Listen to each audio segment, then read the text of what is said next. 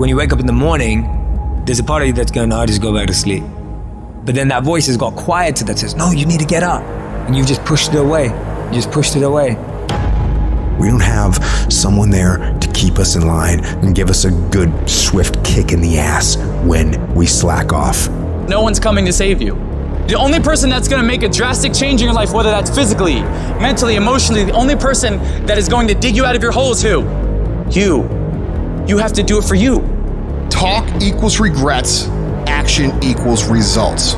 People, situations, circumstances, they don't control you. They might affect you temporarily, but it's up to you to allow them to control you. You control you. And too many people look for a scapegoat to pass the blame for their lack of progress in any area when they should be looking in the mirror and asking themselves, have I done the work?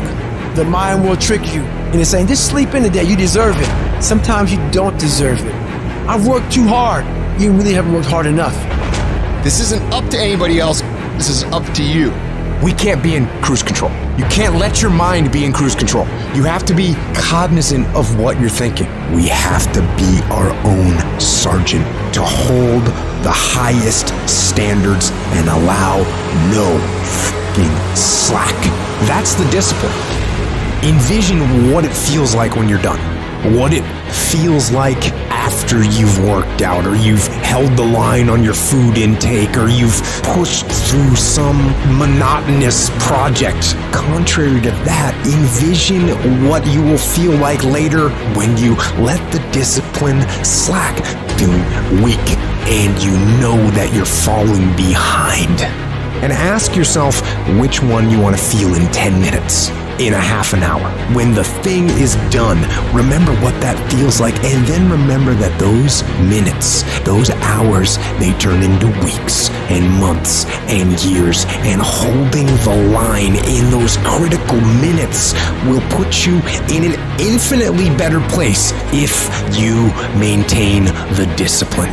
So work through the weakness, fight through the temptation, hold the line. It is not easy, but it is worth it.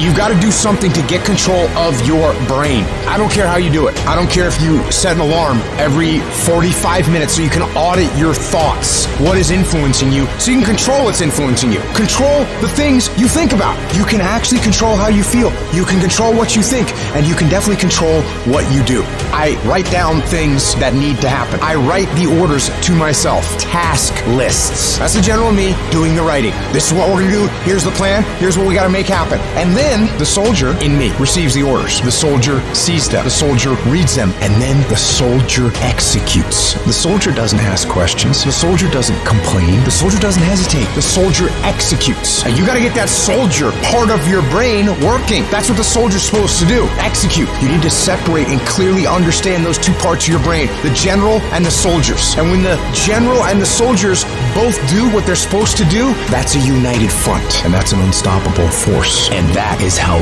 wars are won. You gotta be the master of your mind. You gotta exercise mind control. I want you to decide, I am going to become disciplined. That should be your only goal, because if you develop the ability to say no to the guys' nights and the girls' nights, to say no to the alcohol at any time, to say no, I'm not eating that because I'm working on this project. If you develop that discipline at that basic level, how different will your life look a year from now? What will you accomplish that you think in your mind you want to accomplish if you develop that level of discipline? How much difference will it make in your life?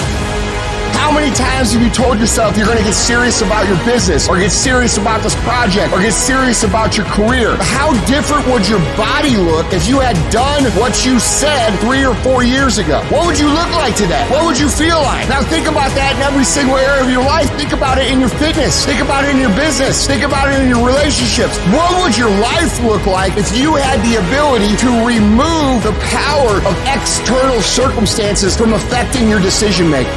What would your life look like? What could you be?